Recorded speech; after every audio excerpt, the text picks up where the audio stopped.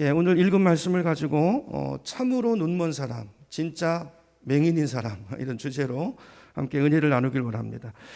지난 주일에는 우리 날 때부터 소경이었던, 날 때부터 보지 못하는 한 분의 이야기를 살펴봤죠. 그러면서 그분이 치료받는 과정, 그리고 치료받고 난 뒤에 그분의 태도, 행동을 통해서 우리가 본받아야 될 점이 뭔가 한 두 가지 정도로 정리를 했었어요. 기억이 나시나요? 이분이 우리가 배워야 될 것 첫 번째가 뭐였습니까? 이분의 순종이었죠. 순종. 예수님을 통해서 눈을 뜨는 과정 속에서 쉽지 않은 과정이 있었어요. 예수님이 어떻게 하세요? 그 침을 뱉어가지고 진흙을 이기시잖아요. 그리고 눈에 붙여주시고 뭐라고 말씀합니까? 실로암 못에 가서 씻으라 그랬어요. 그 말씀을 듣고 이분이 어떻게 반응합니까? 그대로 순종해요. 그죠? 톳이 달지 않습니다. 아니, 내가 맹인인데 거기를 어떻게 갑니까? 이런 말 하지 않았어요. 주님이 가라시니까 갔어요. 뭔가 하실래나 보다. 부딪히면서 자빠지면서 순종하면서 갔습니다. 우리에게 이 순종이 필요하다는 말씀을 드렸죠. 하나님이 말씀하시면 하나님이 그렇다면 그런 줄 알고 아니라면 아닌 줄 알고 그대로 순종하는 믿음, 거기에 이제 기적을 경험하는, 그죠? 구원받는 믿음이라는 것입니다. 여기 이제 맹인의 믿음이었고요. 두 번째 배울 점은 그 기적을 체험한 뒤에 이분이 그걸 간증했다는 거예요. 11절로 한번 가볼까요? 우리 요한복음 9장 11절로 가보면 이렇게 말합니다. 대답하되 예수라 하는 그 사람이 진흙을 이겨 내 눈에 바르고 나더러 실로암 못에 가로 씻으라 말씀하게 내가 가서 씻었더니 보게 되었습니다 그랬어요. 간증이죠. 여러분, 간증이 뭐예요? 간증은 없는 일을 이야기하는 게 간증이 아니죠. 내게 일어난 일, 하나님이 내게 행하신 고의를 그대로 전하는 것입니다. 여러분, 하나님의 은혜를 체험했으면요, 간증하셔야 돼요. 간증하셔야 돼요. 입을 여셔야 됩니다. 하나님의 영광을 위한 병이 있다고 그랬잖아요. 하나님의 영광을 위한 고난이 있거든요. 그 고난 가운데 임하신 그 하나님, 내가 만난 주님, 그걸 전하는 것이 그 고난이 나에게 있었던 원인인데 그 기적을 체험했으면 전하는 사람이 돼야 되죠. 그렇죠? 지난 주일에는 눈을 뜨기 전에, 그리고 고침을 받고 난 다음에 이분의 태도를 통해서 우리가 이런 사람이 돼야 되겠다, 이런 긍정적인 면에서 우리 두 가지를 살펴봤고요. 오늘은 지난 사건의 연속이지만 오늘은 좀 부정적인 측면에서 보려고 그래요. 저분들처럼 하면 안 되겠다. 잘못하는 걸 통해서 우리가 좀 배우는 시간이 됐으면 좋겠는데요. 우리가 닮지 말아야 될 사람이 누구죠? 바리새인들이에요. 바리새파 사람들처럼 우리 믿음 생활하면 안 됩니다. 여러분, 이 기적을 보세요. 날 때부터 맹인이었던 사람이 눈을 떴다는 것은 그야말로 놀라운 기적이잖아요. 여러분, 구약 성경을 보면 많은 기적이 구약 성경에 기록이 되어 있는데요. 그 많은 기적들 중에서 맹인이 눈을 뜬 기적은 한 건도 없습니다. 한 번도 없었던 일이에요. 그 일이 오늘 본문에 일어난 것입니다.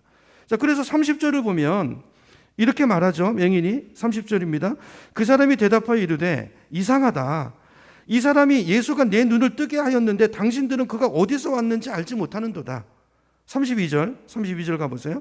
창세 이후에 맹인으로 난 자의 눈을 뜨게 하였다 함을 듣지 못하였으니 33절 이 사람이 하나님께로부터 오지 않았으면 어떻게 맹인의 눈을 뜨게 할 수 있냐는 거죠. 놀라운 기적을 보고 그 열매를 보고 알 수 있지 않냐 그 말이죠. 여러분, 구약 성경을 보면 장차 메시아가 오셔서 어떤 일을 하실 것이다 하는 예언이 기록된 부분들이 있습니다. 많은 예언들이 있는데 그 중에 하나가 눈먼 자를 다시 보게 할 것이다 라는 예언이 있어요. 그 이사야의 예언입니다. 우리 누가복음으로 한번 가볼까요? 누가복음 4장으로 한번 가서 보겠습니다. 앞으로 가서 누가복음 4장, 누가복음 4장 17절부터 제가 읽을게요. 거기 보면 예수님께서 회당에 들어가셔서요, 17절에 보니까 선지자 이사야 두루마리를 펴서 한 부분을 찾아서 읽으셨어요. 그렇죠? 그러니까 어떤 내용이 기록되어 있는 말씀이냐면요, 18절 가보니까 주의 성령이 내게 임하셨으니, 이건 이사야 60장에 있는 말씀이거든요. 성령이 임하셨으니 이는 가난한 자에게 복음을 전하게 하시려고 내게 기름을 부으시고 나를 보내사 포로된 자에게 자유를, 그 다음 뭐라고 되어 있습니까? 눈먼 자에게 다시 보게 함을 전파하며 눌린 자를 자유케 하고. 그러니까 장차 메시아가 오셔서 하실 사역이 주로 어떤 사역일 것인가에 대해서 예언한 부분이 있다는 거예요. 그걸 딱 찾아 읽으면서 21절로 가보세요. 거기 21절에 가면 뭐라고 말합니까? 이에 예수께서 그 부분을 읽으신 다음에 그들에게 말씀하시되 이 글이 뭐예요? 이사야의 예언이 오늘 너희 귀에 응하였느니라. 무슨 말입니까? 그 메시아, 이사야가 예언한 메시아가 바로 나다, 그 말이에요. 나다. 그러니까 이 말은 예수님께서 앞으로 행하실 일을 예고하시는 거예요. 기록된 대로, 주님은 성경에 기록된 대로 이 땅에 오셨고, 기록된 대로 십자가에 죽으셨고, 예언된 대로 다시 부활하셨고, 예언된 대로 다시 승천하셨고, 약속하신 대로 우리 안에 성령을 보내셔서 우리와 함께 동행하시는 줄 믿습니다. 예언대로. 내가 그 메시아라는 거예요. 그리고 그 예언의 성취적인 행위로 오늘 본문에 맹인을 고치신 거예요. 그러니까 이건 단순한 기적이 아니고요, 표적으로서의 기적이에요. 표적. 자, 이 일을 행하신 걸 보면 뭘 말하시는 거예요? 내가 메시아다, 그 말씀을 하고 계시는 거예요. 그러니까 이 맹인은 예수님 뭐라고 그러셨어요? 지난주에 영광을 위한 병이라고요. 메시아이심을 드러내기 위한 쓰임받는 사람으로 이 땅에 보내심을 받은 거죠. 그렇죠? 예수님이 이 분을 고치시고 그분을 통해서 하나님이 하시는 일을 나타내신 거예요. 그분을 통해서, 나를 통해서 하나님이 나타나는 인생이 되기를 축복합니다. 우리에게 임하신 그 하나님을 간증하고 나타내는, 드러내는 그런 인생이 복된 인생이에요. 그러니까 말씀드린 것처럼 이 기적은 단순한 기적이 아니고 표적이라는 거예요. 표적. 자, 그러면 표적은 사인이잖아요. 표지판. 표적이 가리키는 방향이 있잖아요. 이 표적이 뭘 가리키는 거예요? 예수가 메시아다, 예수가 그리스도다, 이분은 보통 사람이 아니고 하나님의 아들이시다라는 표적으로서의 기적이었던 것이죠. 그러면 자, 이런 표적을 보면 어떻게 반응해야 됩니까? 우선 눈을 뜬 사람과 더불어서 같이 기뻐해야 되죠. 왜냐하면 메시아가 오시면 이런 일이 일어났다고 그랬잖아요. 우리에게 자유가 임하고, 그렇죠? 종된 자가 풀려나고 이 나라가 시작이 된 거잖아요. 그럼 기뻐해야 되죠. 이야, 기뻐해야 되고, 이 나라가 임하고 내 삶에 주님의 나라가 임함을 찬송하고 기뻐하고 그 사람이 고침받은 것을 축하하고 함께 기쁨이 임해야 될 것입니다. 두 번째는 이런 기적을 베풀어 주신 하나님께 감사해야 되죠. 감사하고 그분을 찬송하고, 그리고 이분이 메시아이심을 알고 그 앞에 경배하고 그분을 주님으로 영접해야 될 텐데, 그게 마땅한 이 기적 앞에 서 있는 자들의 반응이어야 할 텐데, 바리새인은 어떻게 하죠? 이렇게 좋은 일이 눈에 들어오지 않고요, 하나님 나라가 임하는데 사소한 거를 뽑아가지고요, 그걸 가지고 시비를 걸어요. 무엇으로 시비를 거는가? 14절로 가보세요. 14절. 자, 예수께서 진흙을 이겨서 눈을 뜨게 하신 날이 언제라고요? 안식일이라 그랬어요. 안식일은 지금으로 말하면 토요일인데요. 왜 안식일 날 병을 고치냐 이거예요. 이거. 그러니까 병을 고쳤다는 게 중요한데 왜 안식일 날 병을 고치냐? 여러분, 십계명을 보면 분명히 기록이 돼 있긴 해요. 안식일 날에 일하지 말라고 돼 있는데 이들이 볼 때는 예수가 그거 일한 거라는 거죠. 병 고친 거 그거 일이다 그 말이에요. 왜냐하면 율법을 이제 철저하게 지키려는 그 마음은 좋은 거죠. 그래서 그 당시 유대인들이 율법을 어떻게 하면 바로 지킬까? 그래서 규정직을 만들었어요. 규정직. 예를 들면 안식일에 일하지 말라. 그럼 어디까지가 일이에요? 어디까지가 일이고 어디까지 일이 아닙니까? 자기들 나름대로 머리를 맞대고 연구해서 조항을 만들어가지고 규정집을 만들어놨어요. 그러니까 규정집에 보면 이런 내용이 있어요. 안식일 날 진흙을 반죽하면 요건 일이다 이렇게 돼 있어요.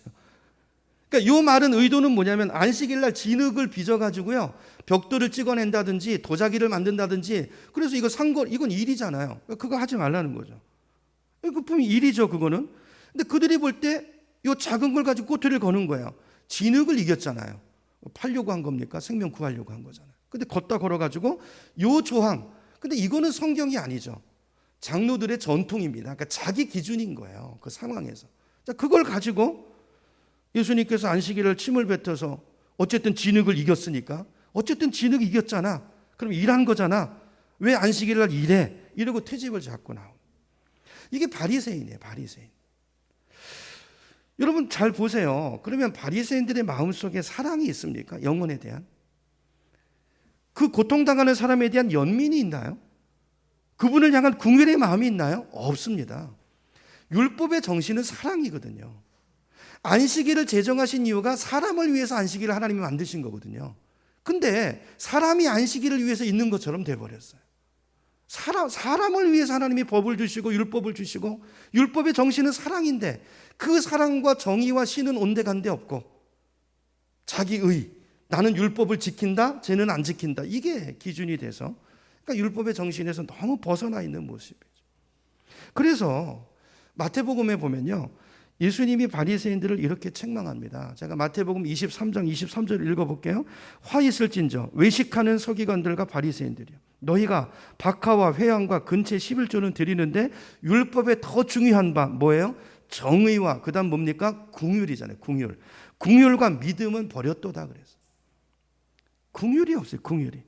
그러나 율법을 지키되 궁율을 가지고, 정의를 가지고, 믿음을 가지고 지켜야 할지니라, 이 말씀하시죠. 그러면서 뭐라고 말씀하시냐면 24절에 보면 이렇게 말씀하세요. 맹인된 지도자요. 누가 맹인이에요? 예수님 보니까 바리새인들이 맹인이에요. 이 소경이 맹인이 아니고 네가 맹인이다, 그 얘기 하시는. 맹인된 인도자요, 하루살이는 걸러내고 낙타는 삼키는도다. 여러분, 날 때부터 소경된, 그렇게 치유받은 이분이 맹인이 아니고 진짜 맹인은 바리새인들이었던 거예요. 바리새인들은요, 사소한 것 때문에 거기에 걸려가지고, 우리도 그럴 수 있어요. 아니, 중요한 거, 본질적인 거 더 큰 게 있는데 그거는 못 보고, 사소한 거, 조그만 거, 비본질적인 거, 그거 가지고 그냥 속상하고 거기 눈이 가려가지고 진짜 중요한 거를 놓치는, 이 어리석인 거죠. 어리석인 거죠. 장로들의 전통은 자기 기준입니다. 이건 상황에 따라서, 시대에 따라서 바뀌는 거예요. 근데 자기 생각, 자기 기준, 그것 때문에 엄청난 표적은 부인할 수 없는 증거잖아요. 그걸 보고도 예수님 부인하는 자리로 간 거예요. 그래서 주님 말씀하세요. 맹인된 인도자요, 하루살이는 걸러내고 낙타는 삼키도다. 뭘 걸러내야 되죠? 낙타를 걸러내야 되죠. 근데 하루살이, 작은 거에 집중하고 있다는 거예요. 작은 거에.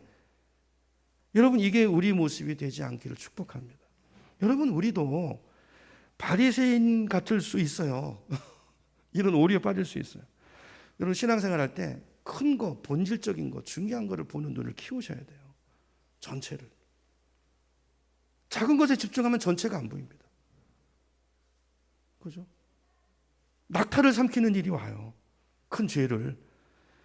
여러분, 사소한 것이 자꾸 그러므로 눈에 들어오고, 그게 자꾸 마음이 걸리고, 아니, 중요한 일이 있는데 비본질적인 것 때문에 자꾸 속상하고, 그것 때문에 시험이 오고 이러면 이건 내가 바리새인이 돼가고 있지 않은가? 이거 조심해야 된다는 거예요. 예수님의 경고의 말씀이에요. 여러분, 바리새인의, 다시 정리합니다. 바리새인의 가장 큰 특징이 뭡니까? 큰 거, 좋은 거, 중요한 걸 보지 못하고 자꾸 사소한 거에 얽매이는 거예요. 그게 자꾸 마음에 내 짐이 되고 자꾸 부담이 되고, 그래서 이 사람들이 결국은 어느 자리로 갑니까? 이렇게 되면 이제 오늘 본문이 말하는데 점점 어두워져 가요. 자, 오늘 두 사람이 나오는데요, 이 맹인은요 점점 눈이 열려요. 그래서 예수님을 경배합니다. 일단 이따 보면. 근데 바리새인들은 오히려 하나님을 더 잘 알고 더 잘 믿어야 될 위치에 있는 사람들인데, 이 마음의 미움과 예수를 향한 미움과 그 시기심이 눈을 가려가지고요, 사소한 거 그것 때문에 트집 잡고 그러다가 점점 어두워져 가지고 어디까지 가요? 예수님을, 하나님의 아들을 십자가에 못 박아 버려요. 여러분, 우리에게 이런 모습이 있으면 빨리 회개하셔야 됩니다. 즉시 회개하지 않으면 예수님을 십자가에 못 박았던 그 바리새인의 그 자리에 내가 서게 돼요. 예수님을 십자가에 또 다시 못 박는 사람이 되고요, 예수님의 그 피로 값주고 사신 그 교회를 찢어놓는 사람이 될 수 있어요. 그리스도가 주인인 가정을 깨뜨리고 파괴하는 사람이 될 수 있어요. 바리새인이 그런 사람들이었다는 거예요. 그래서 바리새인들이 보면 15절로 가보세요. 맹인을 불러다가 신문을 해요. 여러분 보세요. 사람 보고 싶은 걸 봅니다. 마음이 이렇게 틀어져 있으면 다르게 보는 거예요. 다르게. 15절 가보세요. 그러므로 바리새인들도 그가 어떻게 보게 되었는지를 물으니, 아니 몰라서 물어요? 뭐 예수님이 숨어서 어디서 했습니까? 그거 본 사람들이 많잖아요. 어떻게 보게 되었는지를 물으니. 근데 이 사람은 간증을 잘하는 사람이잖아요. 있는 그대로 말하죠. 여러분, 진리를 경험한 사람은 말하지 않을 수 없습니다. 그러니까 뭐라고 말합니까? 그분이 이게 어투를 보면 뉘앙스를 잘 보셔요. 아니 몰라서 묻습니까? 그분이 내 눈에 진흙을 바르신 다음에 실로암으로 가라고 그래서 내 그 고생할 때 당신들 나 도와줬어요? 내가 가지고 내가 눈을 씻었더니 내가 이렇게 보게 됐는데 눈을 떴는데 그 몰라서 묻습니까? 그 말을 듣고 사람들 사이에 논란이 생겨서 16절 가보세요. 자, 그 말을 듣고 고침받았던 말은 들어오지 않아요. 그러니까 속에 의도가 있는 거예요. 방향성이 딱 있어요. 듣고 싶은 것만 들어요. 그러니까 어떤 사람들이 어떻게 합니까? 그날이 안식이 되었대지. 그러면 그 사람 하나님의 사람 아니야. 이렇게 딱 결론을 내어버려요. 여러분, 오늘 성경이 뭘 말합니까? 이분들의 눈에는 날 때부터 소경이었던 그 사람이 눈을 떴다는 사실은 눈에 안 들어오고 예수님이 안식일 날에 고의를 행했다는 게 여기 마음에 딱 걸려가지고요. 그렇죠? 그걸로 딱 결정을 짓는 거예요. 어떤 게 중요하고 어떤 게 중요하지 않은 것인지, 어떤 것이 크고 본질적인 것이고 어떤 것이 비본질적인 것인지, 어떤 것이 귀한 것인지 그걸 구별하는 지혜가 없는 것입니다. 근데 보면 이제 그 가운데서도 좀 좋은 사람들이 있었던 것 같아요. 한쪽 부류 사람도 그건 아닌 것 같아. 아니 예수가 죄인이라면 어떻게 구약에 예언된 그리스도만 할 수 있는 그 일이 이분에게서 성취될 수 있냐. 이렇게 다른 입장을 가진 사람도 있었어요. 여러분 어떤 게 더 중요합니까? 엄청난 기적이 일어났다는 이 사실과 내가 정한 내 기준, 내 사소한 기준과 좀 다른 점이 있는 것, 어떤 게 중요한 거예요? 여러분 우리가 신앙생활 하려고 하면 우리에게도 이 분별력이 있어야 될 줄로 믿습니다. 우리 삶이 사실 복잡하거든요. 그리고 성경이 우리 삶의 모든 내용을 다 기록해 놓고 있지는 않습니다. 근데 여기서 우리가 분별력을 갖고 주님 뜻대로 뭔가를 판단하고 결정하고 사는 인생이 되려면 이 원리, 이 기준이 우리에게 있어야 된다는 거예요. 정말로 우리가 하나님이 원하시는 성숙한 사람으로 산다면 큰 걸 볼 줄 알아야 되고요. 큰 거, 진짜 중요한 거. 타협하지 않는 요 진리, 요거는 꼭 붙잡고 그리고 그 진리로 다른 것을 해석하는 눈이 우리에게 열려야 될 줄로 믿습니다. 그리고 여러분 우리 삶이 완벽하기는 어려워요. 다 이해가 상충하고요. 그래서 큰 거가 되면요, 좀 작은 거는 좀 다른 거는 서로 이렇게 덮고 용납하고 넘어갈 수 있는 이런 마음이 있을 때, 이게 긍휼이고 이게 사랑이잖아요. 이게 있을 때 그 안에서 공동체가 서고 우리 믿음의 성장이 오는 줄로 믿습니다. 자, 그래서 저는요, 우리 교회 장로님, 권사님들을 저는 존경해요. 저는 목회가 참 편해요. 복받은 목사라는 생각이 들어요. 왜냐하면 웬만하면 그냥 이렇게 밀어주세요. 웬만하면.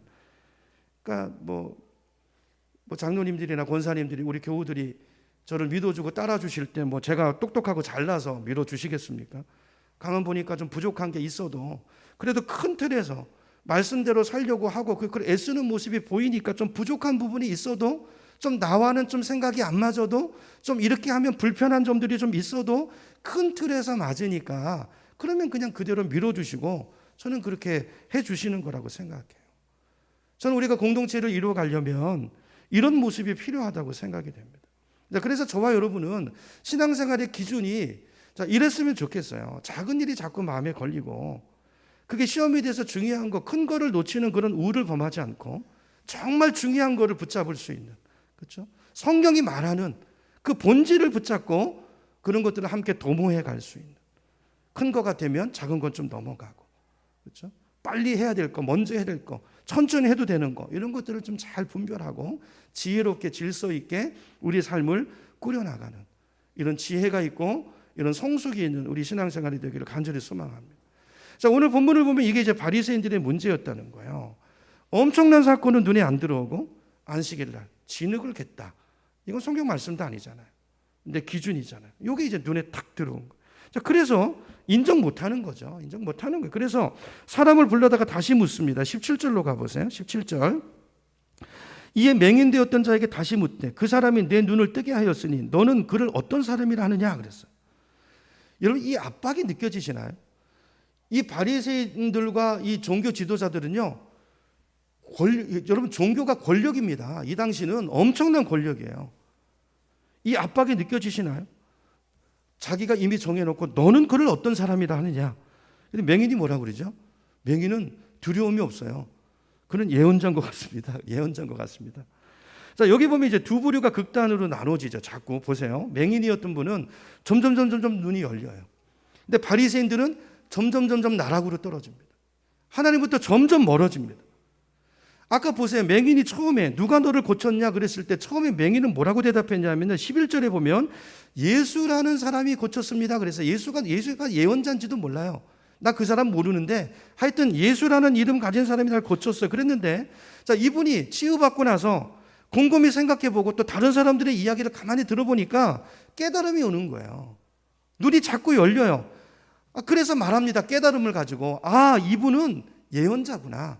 그래서 이 대답을 하는 거예요. 눈이 열리고 있죠. 자, 근데 바리새인들은 어떻습니까? 18절로 가보세요. 점점 반대예요. 하는 짓 보세요. 18절에 유대인들이 그가 맹인으로 있다가 보게 된 것을 어떻게 해요? 믿지 아니하고, 원문을 보면 부인하고예요. 부인하고 그 부모를 불러 묻되. 여러분, 처음에는요 바리새인들이 맹인이 눈 떴다는 그 사실은 인정을 했었어요. 사실은. 근데 안식일을 문제 삼았던 거죠. 근데 지금은 눈이 더 멀어가지고 그 자체를 인정을 부인을 해버리는 거예요. 뭐라고 말합니까? 사실은 그 사람 맹인 아니었어. 눈을 뜬 게 아니고 원래 그 사람 장님이 아니었어. 이렇게 지금 우기고 있어요. 왜 이런 일이 일어납니까? 아까도 말씀드린 것처럼요, 예수에 대한 미움이 눈을 가리고 있는 거예요. 예수님에 대한 질투심 때문에 그것이 이들의 눈을 멀게 만들고 사실이 사실대로 보이지 않도록 지금 만들고 있는. 그래서 그걸 부인해요. 본인한테 안 되니까 누굴 부릅니까? 부모를 부르죠. 부모. 철없는 안 되니까 부모를 불러다 몰아요. 그러니까 부모는 눈치가 있잖아요. 그러니까 즉답을 하지 않습니다. 슬슬 빼요. 날 때는 장님이었는데, 날 때는 장님이었던 게 맞아요. 근데 어떻게 나았는지 내가 잘 모르겠어요. 예수가 고쳤는지 잘 모르겠고, 다 컸으니까 걔를 불러다가 한번 직접 물어보시죠. 이렇게 얘기를 하죠. 부모가 왜 이렇게 하는가? 21절에 답이 나옵니다. 21절 가보세요. 그 부모가 이렇게 말하는 것은 이미 유대인들이 누구든지 예수를 그리스도로 시인하는 자는 출교하기로 결의하였으므로 이렇게 정했어요. 그들을 무서워함이라고 그랬어요. 여러분, 이해가 되죠? 지금이야 한 교회에서 쫓겨나면 다른 교회 가면 되지만, 당신은 회당에서 쫓겨나면, 신앙 공동체에서 쫓겨나면 갈 데가 없어요. 구원이 없어지는 것입니다. 그래서 회피하는 것이죠. 종교 권력자들이 무서워서, 두려워해서 그 말을 못하는 거예요. 자, 그러니까 바리새파 사람들이 또 맹인을 불러다가 다시 물어봐요. 자, 24절입니다. 24절 보면, 자, 두 번째 불러 이르되 너는 하나님께 영광을 돌리라. 우리는 이 사람이 죄인인 줄 아노라. 여러분, 예수를 믿는데 이렇게 될 수 있어요. 이게 혹시 우리 모습이 아닐까? 정말 우리가 두려워하는 마음으로 이 말씀을 봐야 된다고 생각해요. 목회자들이, 장로님이, 직분자가, 성도가 이룰 수 있다고요. 진실을 알면서 너는 하나님의 이름을 들어요. 하나님께 영광을 돌리라. 우린 이 사람이 죄인이라고 생각하노라. 우리가 결정했노라. 그렇게 말하라는 거죠. 이런 지금 눈이 머는 속도가 가속화되고 있는 게 보이십니까? 이게 악령의 역사입니다. 처음에는 기적을 인정했다가 그 다음에는 사실을 왜곡시키려고 하다가 이제는 예수를 아예 죄인으로 못 박는 점점 나락으로 떨어지는 것을 성경이 말하고 있어요. 자, 거기에 반해서 거지는요, 점점 영의 눈이 열려요. 그러면서 가만 보니까 이 바리새인의 속을 들여다보는 거예요. 이 사람들이 왜 이렇게 하는지 그들의 속셈이 보여집니다. 그게 딱 보이는 거예요. 여러분, 보이시죠? 보입니다. 보여요. 진리를 보는 눈이 열리면 사람의 속이 보이고요, 사람이 담대해져요. 이 사람이 어느 정도로 담대한가 보세요. 27절. 대답하되 내가 이미 일렀어도 듣지 아니하고 어찌하여 다시 듣고자 하나이까? 당신들도 그의 제자가 되려 하나이까? 이런 이 말은 비웃는 말이에요. 당신 예수님 제자 되고 싶어서 자꾸 물어보는 거예요? 아니, 자기 부모들은 겁이 나가지고 한 걸음 뒤로 물러났는데 거지는요, 무서운 게 없어요. 이분들을 슬슬 데리고 놉니다. 여러분, 생각해 보세요. 이분은 배운 것도 없어요. 평생 태어나면서부터 맹인이라 구걸밖에 한 게 없어요. 근데 지금 자기를 불러다가 신문하는 사람들은 누굽니까? 이스라엘 나라의 지도자들이고요, 성경 박사들이고요, 권력을 가지고 있는 사람들이에요. 근데 가만 보니까 그들의 속셈이, 실체가 눈에 딱 보이니까, 실체가 드러나니까 두려움이 없어지는. 30절에 이렇게 말해요. 30절입니다. 그분이 내 눈을 뜨게 하여 주셨는데도, 이 부분을 양보하지 않죠. 그렇죠? 아니, 그분이 내 눈을 뜨게 해줘, 이 사실이잖아요. 근데도 여러분은 그분이 어디서 왔는지 알지 못하는 참 이상한 일입니다. 그래서 여러분, 이게 여러분, 이 사람에 대한 두려움이 없어져 버렸어요. 여러분, 하나님의 영광을 보면, 진리를 만나면 우리에게 이런 담대함이 생기는 줄로 믿습니다. 주님의 영광을 보는 사람이 돼야 돼요. 그렇죠? 진리를 타협하지 않습니다. 목에 칼이 들어와도. 여러분, 예수님의 제자들을 보세요. 부활의 주님을 만나고 나서 그들의 삶이 완전히 달라집니다. 그 전에는 그 위협 앞에 문을 걸고 숨고 다 도망갔던 사람들이 부활의 주님을 만나고 나니까요, 목숨을 두려워하지 않는 사람들이 돼요. 여러분, 예수님의 제자들 전부 순교했습니다. 전부 순교했어요. 그게 뭘 말하는 거죠? 예수님이 부활이 사실이라는 걸 우리에게 증명해 주는 거예요. 오늘 본문도 그 이야기입니다. 자, 예수님을 인격적으로 만나니까, 내 인생에 찾아오신 그 기적을 경험하고 나니까 이 사람은 눈이 점점 열려요. 종교 지도자들의 눈이 점점 멀어가는데 이 맹인은 점점 눈이 뜨여지면서 그들을 두려워하지 않고 예수를 전합니다. 있는 그대로 간증하는 것을 오늘 성경이 우리에게 말씀하고 있어요.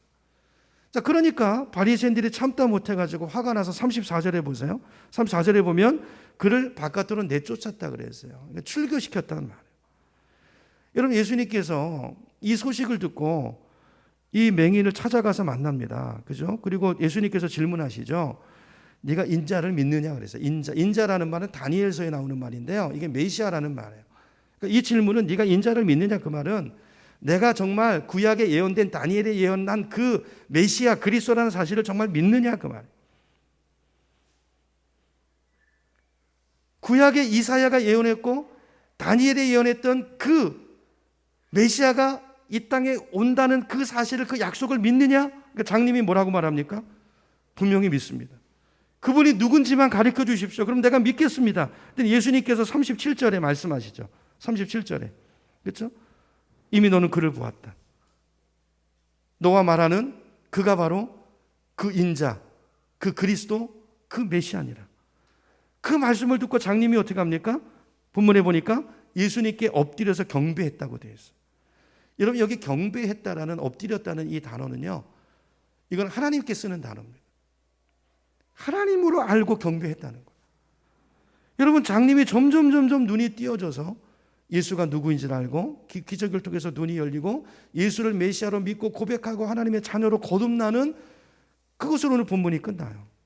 여러분, 오늘 이 스토리를 한번 처음부터 한번 정리해 보세요. 처음 이야기의 시작은요, 어떤 저주받은 장님 거지와 종교 지도자들 바리새인의 이야기로 시작됐는데, 처음에는 한 사람은 보고 한 사람은 못 보는 사람이었는데 나중에 완전히 뒤집어졌죠. 장님은 완전히 눈을 뜨고 점점 육의 눈만 뜬 게 아니라 영의 세계를 바라보는 영안이 활짝 열린 사람이 됐고, 나는 눈을 떠서 본다고 생각하는 교만 떨던 바리새인들은 어떻게 됩니까? 눈먼 사람이 되는 것으로, 예수를 십자가에 못 박는 저주받은 인생으로 스토리가 맞춰지고 있습니다. 자, 이 끝에 예수님께서 37절에 39절에 아주 의미심장한 말씀을 하세요. 예수께서 또 말씀하셨다. 나는 이 세상을 심판하러 오셨다는 거예요. 못 보는 사람은 보게 하고 보는 사람은 못 보게 하려는 것이다. 여러분, 이 말씀의 의미가 뭘까요? 여러분, 예수님이 오시면, 여러분 보세요. 깜깜할 때는요, 잘 안 보이죠. 내 얼굴에 뭐가 묻었는지, 내가 깨끗한지 더러운지 잘 모릅니다. 깜깜한 곳에 여러 사람이 섞여 있어 보세요. 누가 더러운 옷을 입었는지, 누가 깨끗한 옷을 입었는지 판단이 안 가요. 근데 불이 탁 들어오면요, 얼굴이 더러운 사람은 그 더러움이 드러납니다. 어디서요? 그 불 앞에서, 빛 앞에서. 여러분, 예수님의 존재가 이런 분이세요. 우리 안에 성령이 임하고 예수님이 오시고 말씀이 오면요, 내 죄가 드러납니다. 내 죄가 드러나요. 그렇죠? 여러분, 그러면 내 죄가 드러나면 그 빛이, 말씀이, 예수님이 나를 더럽게 한 것입니까? 아니죠. 빛이 비침으로 인해서 더러움이 보이는 거죠. 그렇죠? 더러움이 보이는 거죠. 자, 그래서 예수님을 만나고 나서는요, 중간이 없다는 말씀 드렸잖아요. 점점 더 보는 사람이 되든지 아니면 점점 더 못 보는 사람이 되든지, 믿음이 점점 자라든지 믿음이 아니면 점점 없어지든지, 그 사람의 속에 숨겨져 있는 것이 다 드러나 버린다는 거예요. 믿는 척하는 게 되지 않는다는 거예요. 예수 앞에 섰을 때 나타나는 현상이에요. 자, 그래서 마태복음 13장 12절에 보면 예수님이 천국을 말씀하시면서 이런 얘기를 하세요. 가진 사람은 더 받아서 차고 넘치게 될 것이고, 가지지 못한 사람은 가진 것마다 가진 것도 빼앗기게 될 것이다. 가속 효과를 말씀하는 거죠. 그죠? 영적으로도, 영적인 세계에도 부익부 빈익빈 현상이 있다는 거. 자, 여러분, 이 말씀을 통해서 우리 각자에게 주시는 주님의 음성을 듣는 시간이 됐으면 좋겠어요. 나는 어떤 사람인가? 여러분, 보지 못하면서 본다고 생각하는 착각에 빠져 있지 않는가? 그렇죠? 그런 병에 걸려 있으면 자꾸 작은 일이 눈에 띄기 시작해요. 율법주의자가 되고 자꾸 판단하고 평가하고 비난하고.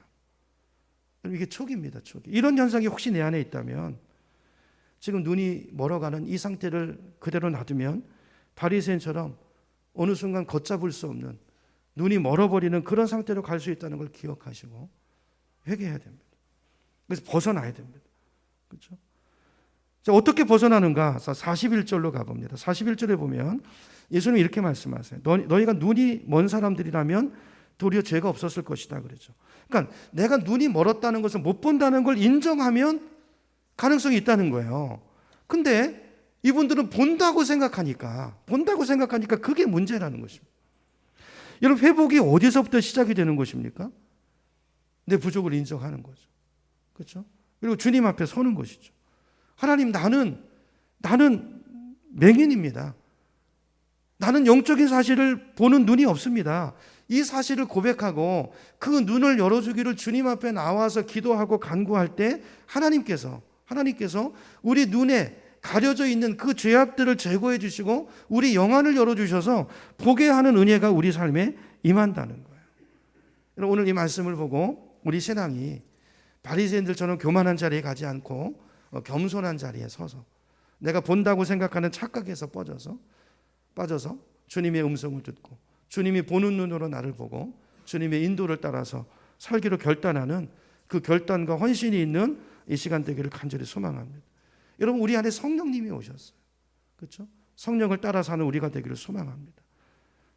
날마다 성령의 인도하심을 따라서 말씀을 내 인생의 기준으로 삼고 말씀의 인도를 따라서 하루하루 그 믿음의 길을 걸어가는 우리 모두의 삶이 되기를 예수님의 이름으로 축원합니다.